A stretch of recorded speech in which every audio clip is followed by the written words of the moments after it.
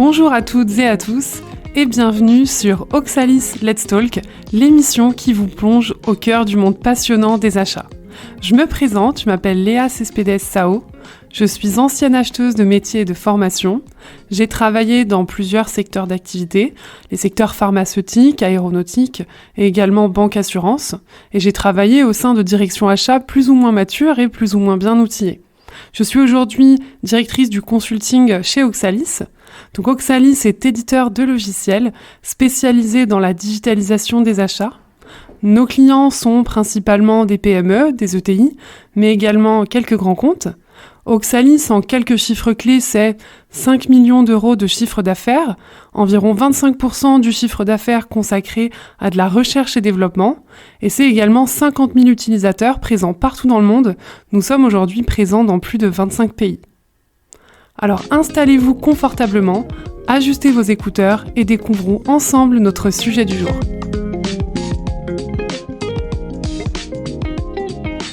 Bienvenue dans ce nouvel épisode à travers lequel nous allons voir comment une entreprise peut s'y prendre pour évaluer sa maturité achat. Alors premièrement, qu'est-ce que l'on entend par maturité achat ? La maturité achat d'une entreprise s'évalue afin de connaître le positionnement de la fonction achat ainsi que son niveau d'expertise. Cette évaluation permet de s'assurer que la politique achat est bien en cohérence avec la vision des acheteurs et des autres acteurs de l'environnement, les prescripteurs, les fonctions support ou encore la direction de l'entreprise. Que ce soit à travers une auto-évaluation ou un diagnostic extérieur, évaluer la maturité de sa fonction achat est une étape essentielle pour progresser. Et cette évaluation doit se faire régulièrement afin de suivre les avancées de sa fonction achat. Les organisations les plus performantes sont celles qui se réinterrogent sans cesse. Avec une telle cartographie, les organisations achats peuvent alors identifier leurs axes d'amélioration et construire une feuille de route pour optimiser leur performance. Ce diagnostic va permettre de déterminer si le service achat est considéré au sein de l'entreprise comme une simple fonction support ou comme une fonction stratégique qui contribue à sa performance et à ses résultats, et toute direction achat tend vers ce deuxième objectif. Et d'ailleurs, toutes les fonctions de l'entreprise doivent réfléchir à la manière d'augmenter leur contribution à sa performance. Ce processus engendre une remise en question et une démarche d'amélioration continue. La fonction achat ne peut pas échapper à ces questions. Où en sommes-nous ? Quelle doit être notre démarche ? Ou encore, pour quel objectif devrions-nous changer ? Deux techniques sont à disposition des décideurs achats pour évaluer la maturité de leur service. L'autodiagnostic, c'est une démarche collective qui permet de construire une matrice à partir d'un questionnaire et d'entretien. Cependant, l'impartialité et l'objectivité de cette méthode, parce qu'elle est réalisée en interne, peut être questionnée. On a également le diagnostic extérieur, qui consiste à confier cette tâche à un intervenant externe spécialisé. Plusieurs éléments permettent de déterminer le niveau de maturité d'une direction achat. Premièrement, la rentabilité de l'entreprise. Quel est le chiffre d'affaires de l'entreprise et son résultat net, et quelle est la part du chiffre d'affaires achat. On va également s'intéresser au marché de l'entreprise. Est-il concurrentiel ? Y a-t-il une élasticité du prix par rapport à la demande ? Ensuite, on va regarder quelle est la vision de la direction de l'entreprise pour les achats et quelle est la place des achats dans l'organigramme. Est-ce qu'il s'agit d'une direction achat indépendante, directement rattachée au PDG par exemple, ou bien le service achat est-il dépendant d'une autre direction, par exemple rattaché à la direction financière ? On va également se demander est-ce qu'il existe un plan stratégique d'entreprise présentant les achats et leurs contributions dans le temps. On va également se poser les questions suivantes. Quelle est la vision du directeur achat ? Quelle est la taille du service et quelles sont les compétences des acheteurs en place ? Enfin, on va regarder quelle est la contribution générale des achats. Existe-t-il une politique fournisseur et des procédures achats en place ? Et si nous allons un peu plus loin, est-ce qu'il y a des systèmes d'information achat actuellement utilisés ? Si oui, lesquels ? Sur quel périmètre ? Et quels sont les processus associés ? En complément de cette analyse, il est également intéressant de se comparer à ses pairs à travers un benchmark. La première étape consiste à rédiger un référentiel des pratiques observables dans son organisation et de le comparer aux meilleures pratiques dans son secteur. Mais il ne faut pas oublier que chaque entreprise et chaque service achat ont leurs propres spécificités. Il existe 5 niveaux de maturité achat. Premièrement, la fonction achat émergente.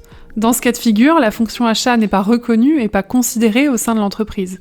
Il s'agit d'une approche assez basique, l'acheteur est réduit au rôle d'approvisionneur, sans réel objectif, sinon celui de satisfaire au plus vite les demandes formulées par les autres services.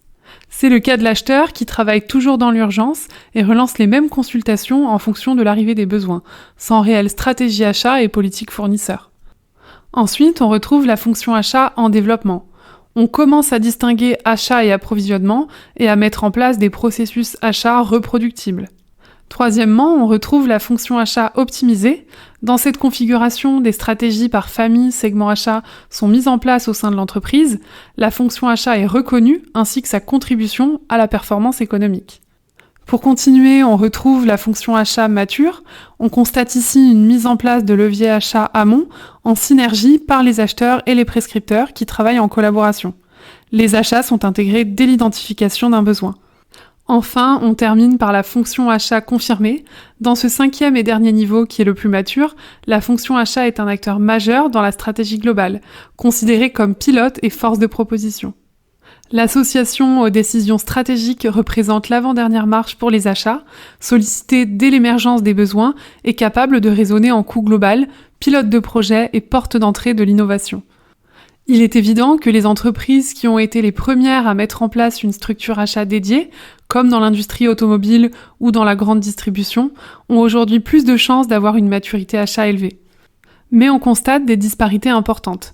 Plus la rentabilité d'une entreprise est élevée, et moins le besoin de rationaliser les achats se fait ressentir. On voit ainsi que les industries du luxe ou du service ont souvent été les dernières à mettre en place une structure achat mature. On voit aussi qu'évaluer sa maturité achat est une pratique encore assez récente dans le secteur public, comparé au privé, qui devrait se développer dans les années à venir. On va maintenant s'intéresser à l'évolution des objectifs achats. L'évolution des objectifs d'un service achat est un très bon indicateur de maturité. Faire baisser les prix est la première préoccupation de l'acheteur, et il ne faut pas la négliger, mais ce seul critère va se révéler rapidement insuffisant. Le seul avantage d'une approche prix, c'est qu'il est facile à appréhender.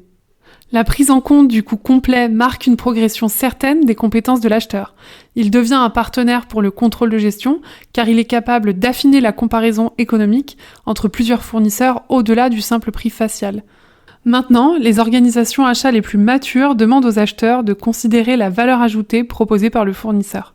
Cette notion de valeur est nettement plus complexe à mesurer car elle comprend des éléments non financiers comme la logistique, les risques, l'innovation ou encore le partage de feuilles de route stratégiques.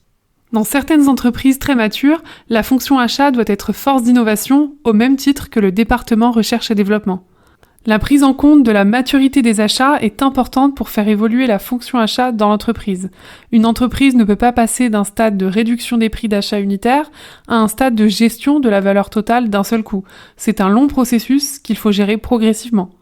Comme on a pu le voir en introduction, lorsqu'une entreprise réalise l'audit de son département achat, cela va permettre de déterminer le degré de maturité de sa fonction achat.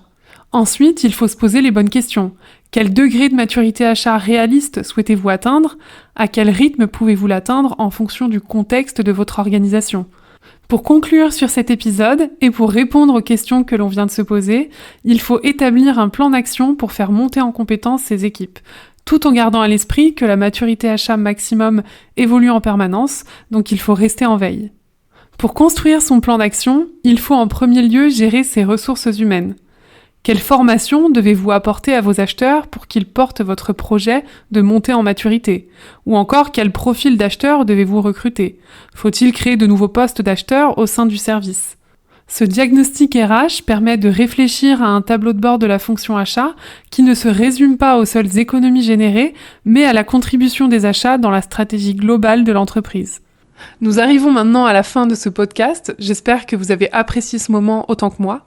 Surtout n'oubliez pas de vous abonner pour ne rien manquer de nos futures discussions et je vous donne rendez-vous le mois prochain pour un nouvel épisode. Et bien sûr, long live the procurement!